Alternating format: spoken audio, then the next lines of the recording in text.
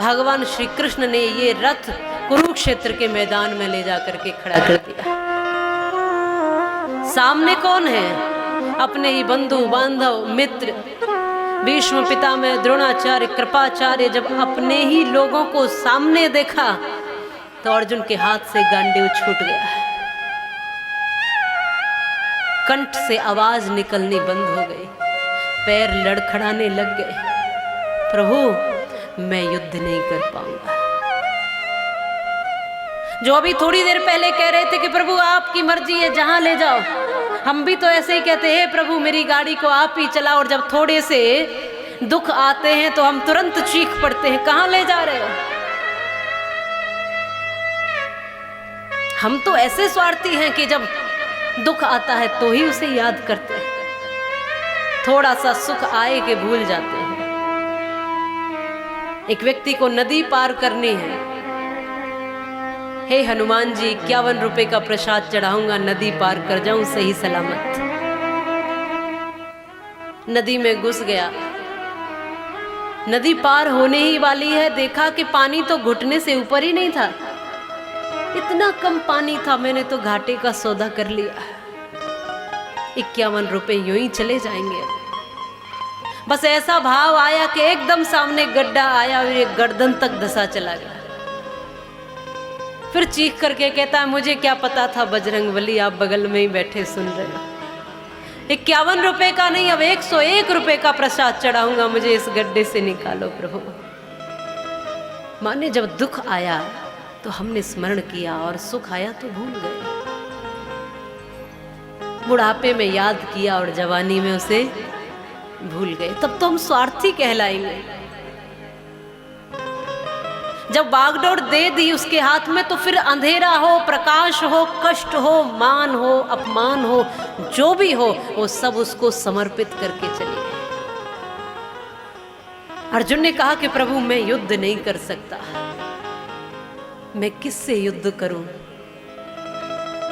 भीष्म पितामह जिन्होंने अपनी गोद में बिठा करके, जिन्होंने कंधे पर दुलार देकर झुला करके मुझे बड़ा किया, क्या मैं उन पर तीर चलाऊं। जो द्रोणाचार्य जिन्होंने धनुष पकड़ना सिखाया, क्या मैं उनको इन हाथों से मारूं। जो बंधु बांधव जिनके साथ खेलकर बड़ा हुआ, क्या उनको मारूं। मैं युद्ध नहीं करूंगा प्रभु। अर्जुन जब ऐसी बात करने लगा तो भगवान श्री कृष्ण कहते हैं कि ये बात अब क्यों कर रहा है, ये बात करने का अब समय नहीं है। यदि युद्ध नहीं करना था तो इस युद्ध भूमि में आए क्यों, इस कुरुक्षेत्र के मैदान में आए क्यों। हे प्रभु ये सब मेरे अपने हैं सामने, मैं किसको मारूं, किससे युद्ध करूं। मैं इतना निष्ठुर नहीं हूं, ये सब मेरे अपने हैं।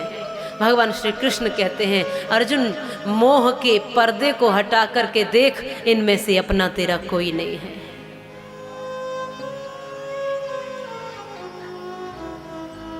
दो लाइनें डॉक्टर अब्दुल कलाम जी की याद आती हैं कि सपने वो नहीं होते जो सोने पे आते हैं, सपने वो होते हैं जो सोने ही नहीं देते। और दो लाइनें और इसमें कही हैं कि अपने वो नहीं होते जो रोने पे आते हैं, अपने तो वो होते हैं जो रोने ही नहीं देते हैं। ये कैसे तेरे अपने हैं अर्जुन, जिन्होंने जीवन भर तुम्हें रुलाया, कष्ट दिया, तुम भूल गए। जब लाखा ग्रह बनाकर इन अपनों ने तुम सबको जलाने का प्रयास किया गया था, इनमें से कोई सामने नहीं आया था, तब तुम्हारे ये अपने कहां थे। जुआ खिलाकर धर्मराज युधिष्ठिर को फंसाकर जुए में उनका सब कुछ ले लिया था, तब तुम्हारे ये अपने कहां गए थे। दुशासन खींच करके केस पकड़ करके उस द्रौपदी को भरी सभा में लेकर आया और दुर्योधन ने कहा कि मैं नग्न करके जंघा पर बिठाऊं। ये वही तुम्हारे अपने हैं जिन्होंने जीवन भर तुम्हें कष्ट दिया। वो रोती रही, बिलखती रही, चीखती रही।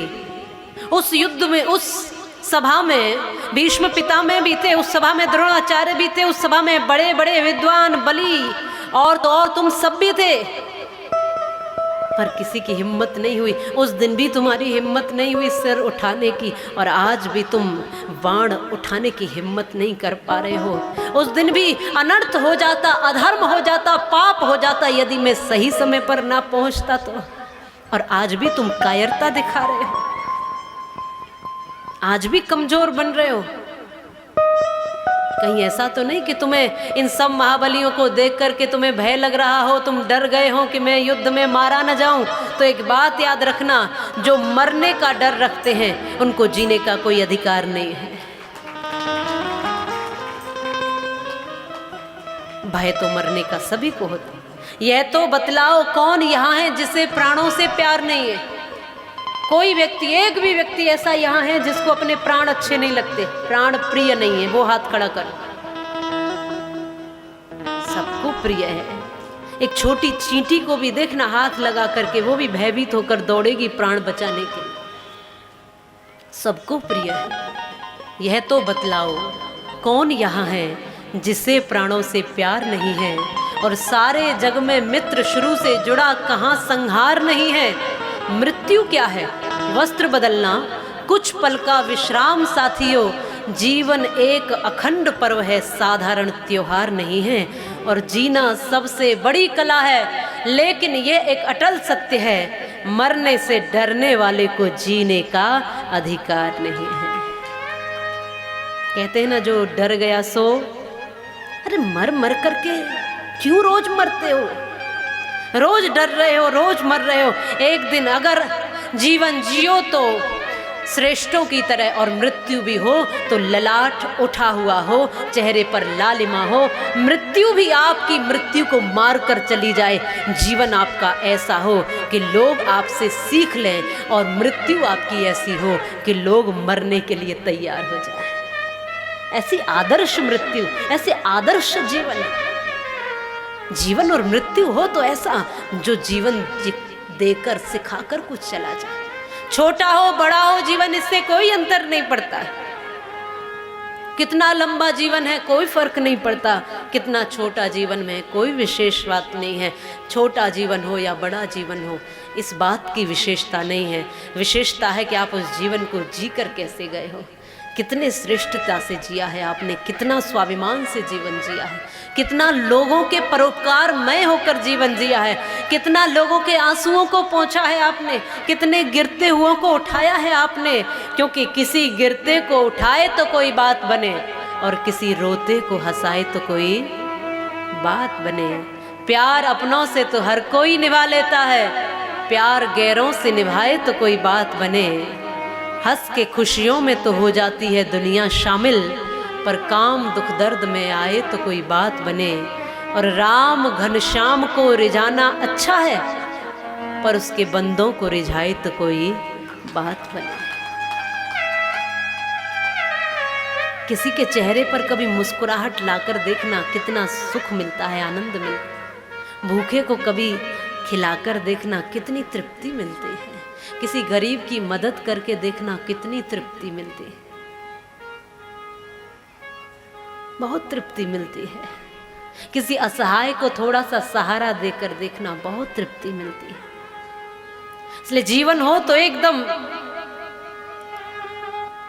बादशाह वाला, जेब में कुछ हो नहीं हो, लेकिन हृदय आपका एकदम बादशाह वाला होना चाहिए। कहा भी है कि अमीर वो अमीर क्या जिसका दिल फकीर न हो, और फकीर वो फकीर क्या जिसका दिल अमीर न हो। फकीरी हो तो ऐसी कि उस फकीरी में भी आनंद हो, और अमीरी हो तो ऐसी कि उस अमीरी में भी आप झुकने की हिम्मत रख सको। अमीरी हो तो ऐसी कि जिसमें आप सबको अपना बनाना जान सको। गरीबी अमीरी की परिभाषा आपकी नज़र में क्या है ये मुझे नहीं पता, लेकिन मेरी नज़र में अमीर वो व्यक्ति नहीं है जिसकी जेब में तिजोरी में बहुत धन है। अमीर वो है, श्रेष्ठ वो है, बड़ा वो है जो बहुत लोगों को अपना बना लेता है, जो सबके दुख और आंसुओं को पहुंचने के लिए आगे खड़ा मिलता है। वो व्यक्ति अमीर है, वो बड़ा है, वो श्रेष्ठ है। एक बहुत महंगी सी गाड़ी में से महंगी सी साड़ी पहन करके एक महिला एक दुकान पर जाकर के कहती है कि अपनी दुकान की सबसे सस्ती से सस्ती साड़ी मुझे दिखाओ, क्योंकि मेरी नौकरानी की बेटी की शादी है। गरीबी और अमीरी क्या होती है? कौन गरीब है? मानसिकता से गरीब मत बनो, मानसिकता से आप छोटे मत बनो। ये मानसिकता ही आपको श्रेष्ठ बना सकती है और मानसिकता ही आपको गिरा सकती है। किसी की तिजोरी में कितना भी हो, यदि समाज के धर्म के हित में अगर काम नहीं आता तो वो मिट्टी है, उससे ज्यादा उसका कोई उपयोग नहीं है। महंगी सी गाड़ी में महंगी साड़ी पहनकर दुकान पर उतरकर दुकानदार से कहती है अपने दुकान की सबसे सस्ती से सस्ती साड़ी दिखा दो, क्योंकि मेरी नौकरानी की बेटी की शादी है। और वहीं थोड़ी देर बाद एक रिक्शे से उतरकर सामान्य सी साड़ी में, पुरानी सी साड़ी में एक सामान्य सी महिला आकर उसी दुकान पर उसी दुकानदार से कहती है अपनी दुकान की सबसे महंगी से महंगी साड़ी दिखा दो, क्योंकि मेरी मालकिन की बेटी की शादी है। कौन है गरीब? हमारी मानसिकता।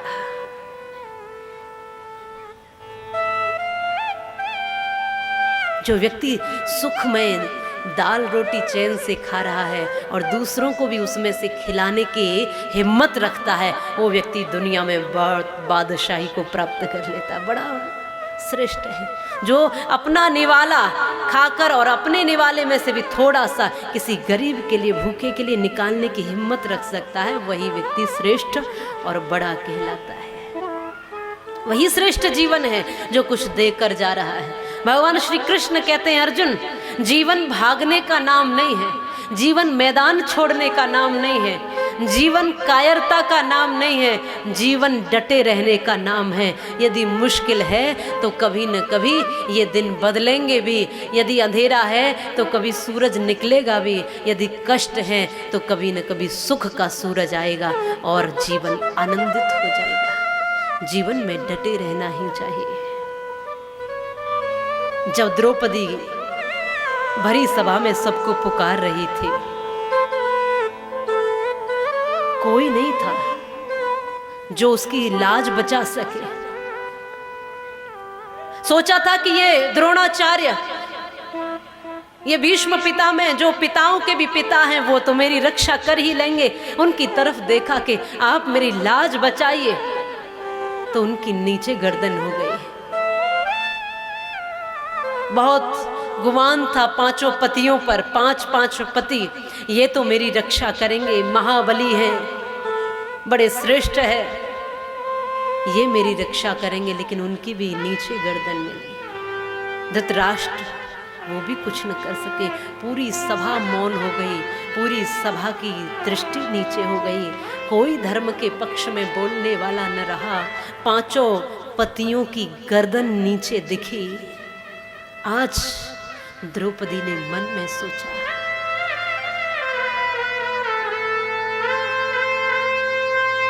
कि शोहरत थी जिनकी सारे जहां में, झुकाता था सर जिनको सारा जमाना, झुकाता था सर जिनको सारा जमाना। देखो समय आज बदला है कैसा, देखो समय आज बदला है कैसा, कि वीरों की गर्दन झुकी जा रही है, वीरों की गर्दन झुकी जा रही है। तब पुकारा, कहाँ जा छुपे हो तुम प्यारे कन्हैया, यहाँ लाज मेरी लुटी जा रही है, यहाँ लाज मेरी लुटी दुशासन के हाथों सभा बीच साड़ी, यहाँ आज मेरी खिंची जा रही है। जब बार बार पुकारा तो खींच ना सका चीर, दुशासन भी हारा। खींच ना सका चीर, दुशासन भी हारा। न समझी थी मोहन में तुम्हारा इशारा, कि साड़ी के हर तार में तुम छुपे हो। साड़ी के हर तार में तुम छुपे हो, इसीलिए साड़ी बढ़ी जा रही है। इसीलिए साड़ी बढ़ी जा रही है। इसीलिए साड़ी बढ़ी जा रही। कहाँ जा छुपे हो तुम प्यारे कन्हैया, यहाँ लाज में ही हो। जब पुकारा अब कोई नहीं है, अपने रिश्तेदार सगे संबंधी जब कोई नहीं है, तब कृष्ण याद आए। और जब कृष्ण याद आए तो कृष्ण ने लाज बचाई और दौड़े चले आए। भगवान कृष्ण आज अर्जुन को भी यही समझाना चाहते हैं। तू ये न समझ कि तू इनको मार रहा है, मारने वाला भी मैं ही हूँ और जीवन देने वाला भी मैं ही हूँ। और ये कभी मरते भी नहीं है, ये भी समझ लेना। नैनम छिदन्ति शस्त्राणि नैनम दहति पावकः न चैनम क्लेदयन्तापो न शोषयति मारुतः। जैसे पुराने वस्त्र उतार कर नए वस्त्र पहन लेते हैं, वैसे ही मनुष्य की ये चोला है, इस चोले को उतार कर दूसरा चोला पहन लेते हैं। आत्मा अमर है, अजर है, अविनाशी है। तुम चिंता मत करो, मैं जैसा कहता हूं वैसा करो। अर्जुन, अब इस युद्ध भूमि में आए हो तो अब पीछे मत हटो, क्योंकि ये कार्य पहले का था, अब युद्ध में आ चुके हो। अब बॉर्डर पर जाकर सैनिक कहे कि मुझे युद्ध नहीं करना, लड़ना नहीं है, तो अब ये सही समय नहीं है, ये उचित समय नहीं है। धर्म यही कहता है कि अब जो सामने खड़े हैं वो तुम्हारे अपने नहीं है, क्योंकि सबके हाथ में अस्त्र शस्त्र है, सब तुम्हें मारने के लिए खड़े हैं, इनमें से कोई तुम्हारा अपना नहीं है। और भगवान श्री कृष्ण ने आज विराट स्वरूप का दर्शन कराया है। उस विराट स्वरूप में अनेकों अनेक ब्रह्मांड माने समाये हुए हैं। उस विराट में पूरा संसार समाया हुआ है। और जब अर्जुन ने इस विराट स्वरूप का दर्शन किया तो आज समझ गया। अब तक तो सखा समझता था, अब समझ में आया कि हे मधुसूदन, जो भी हो रहा है वो आप ही की कृपा से हो रहा है। अब तो ये समझता था कि मैं कर रहा हूँ, मैं मार रहा हूँ, मैं युद्ध कर रहा हूँ, मैं शस्त्र चला रहा हूँ, लेकिन अब पता चल गया कि जो कुछ भी होता है वो आपकी ही कृपा से, आपकी मर्जी से, आपके ही द्वारा हो रहा है। और आज गंडी उठा लिया, टंकार शुरू हो गई, दर्शन हो गया, जीवन धन्य हो गया। गीता का वो उपदेश भगवान श्री कृष्ण ने कुरुक्षेत्र के मैदान में दिया और विराट स्वरूप का दर्शन भी कराया। हम और आप भी भगवान कृष्ण से कहें, हे प्रभु, हम भी आपके दर्शन की अभिलाषा से ही आपकी कथा में बैठे हैं। आपका दर्शन भी हमें हो जाए, आपका विराट स्वरूप का भान हमें हो जाए और हमारा जीवन धन्य हो जाए।